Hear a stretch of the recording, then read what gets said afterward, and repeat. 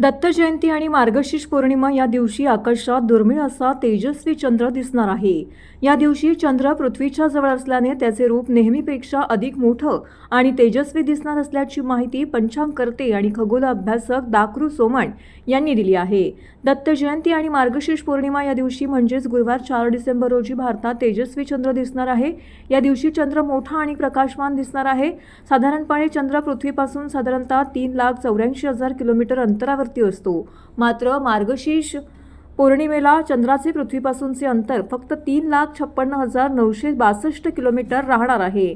या जवळीकमुळे चंद्राचा आकार नेहमीपेक्षा 14% मोठा दिसेल, तर त्याच्या प्रकाशमाने तब्बल 30% वाढ होणार आहे। त्यामुळे हा रात्री पूर्ण चंद्र अत्यंत चमकदार आणि आकर्षक असणार आहे।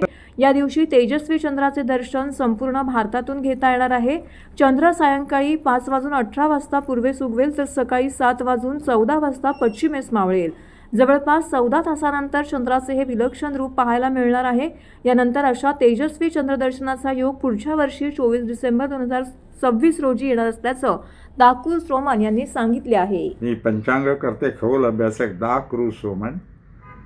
गुरुवारी 4 डिसेंबर रोजी संपूर्ण रात्रभर आपल्याला आकाशामध्ये सुपरमूनचं दर्शन होणार आहे। सुपरमून म्हणजे काय?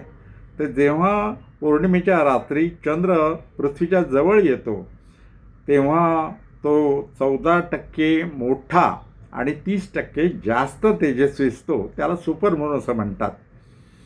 चंद्र पृथ्वीपासून सरासरी 3,84,000 किलोमीटर अंतरावरती आहे, परंतु गुरुवारी 4 डिसेंबरला तो पृथ्वीपासून 3,56,962 किलोमीटर अंतरावरती येणार आहे आणि त्यामुळे तो 14% मोठा आणि 30% जास्त तेजस्वी असणार आहे। तर मित्रांनो, गुरुवारी संपूर्ण रात्रभर आपल्याला साध्या डोळ्यांनी सुपरमून आकाशात दिसणार आहे। त्याचं दर्शन घ्यायला विसरू नका, त्याचे फोटो काढा आणि वर्षाअखेरीचं हे सुपरमूनचं दर्शन आहे। आणि महत्त्वाची गोष्ट म्हणजे गुरुवारी संध्याकाळी 5:18 चंद्रबिंब हे पूर्वेला उगवेल आणि संपूर्ण रात्रभर आकाशात दर्शन होऊन सकाळी 7:14 पश्चिमेला मावळेल। तर सुपरमूनचं दर्शन घ्यायला विसरू नका।